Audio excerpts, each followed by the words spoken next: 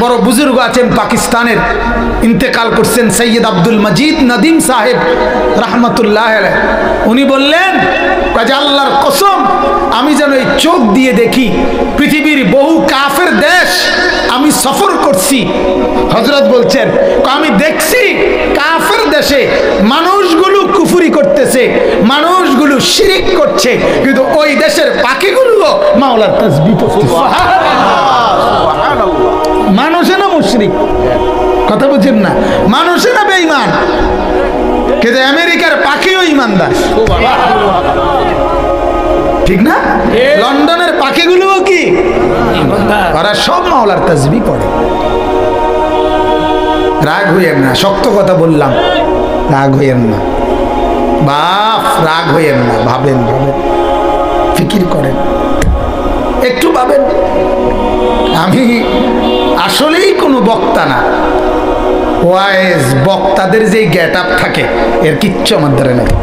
এর অনেক কিছু থাকে বক্তাদের, অনেক নিয়ম কানুন, হ্যাঁ, সিস্টেম থাকে, কাগজ থাকে, ফাইল থাকে, দাওয়াত দেওয়ার একটা নিয়ম থাকে, হ্যাঁ, আগে কত পরে কত, মাঝে দিয়ে কত, কি ফানি খায়, আসে কেমনে, কতক্ষণ ব্যাট খায়, কতক্ষণ আসে, কতক্ষণ সদর বদর, কথা বুঝছেন না?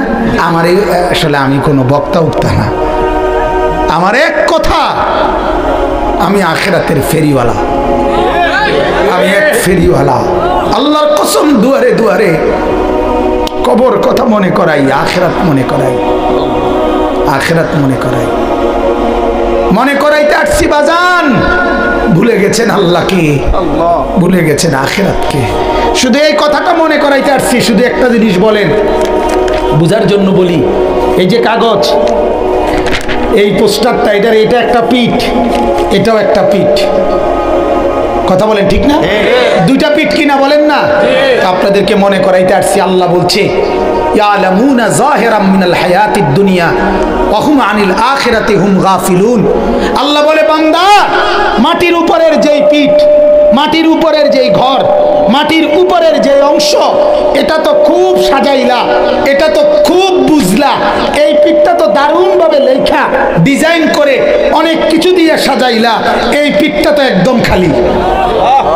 আল্লাহ বলেন জমিনের উপরের যেই ঘর, সেই ঘরে তো সোফা, খাট, পালং, ফার্নিচার, ওয়াল, বাউন্ডারি, দরজা, জানালা, টাইলস, গ্রিল, এসএস পাইপ সব দিয়ে বান্দা জমিনের উপরের ঘর তো সাজাইলা।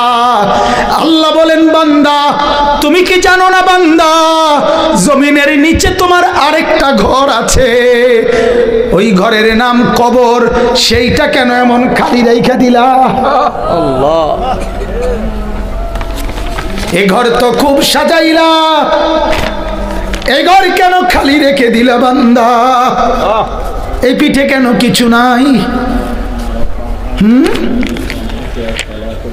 আল্লাহ বলেন, ভাবেন আধা মিনিট, জমিনের উপরের ঘর কেমন সাজাইলেন, জমিনের নিচের ঘর কবর কেমন সাজাইলেন। এবার আল্লাহ বলেন বান্দা, যে ঘর তুমি জমিনের উপরে সাজিয়েছো, আমি মাওলা বলছি বান্দা, এই সবটা সাজগোজ মিলে যা করছো, এটা মূলত খেলনা। কি খেলনা? ওমা হাদিহিল হায়াতুদ দুনিয়া ইল্লা লাহবুন ওয়া লাইব। আল্লাহ বলেন দুনিয়ার জীবন, মাটির উপরের এই জিন্দেগি, 60 বছরের এই জিন্দেগি, এটা তো আমি বানাইছি। আমি কে? আসমান কে বানিয়েছে? জমিন কে বানিয়েছে? এ দুইয়ের মাঝখানে যা কিছু, এগুলো কে বানিয়েছে?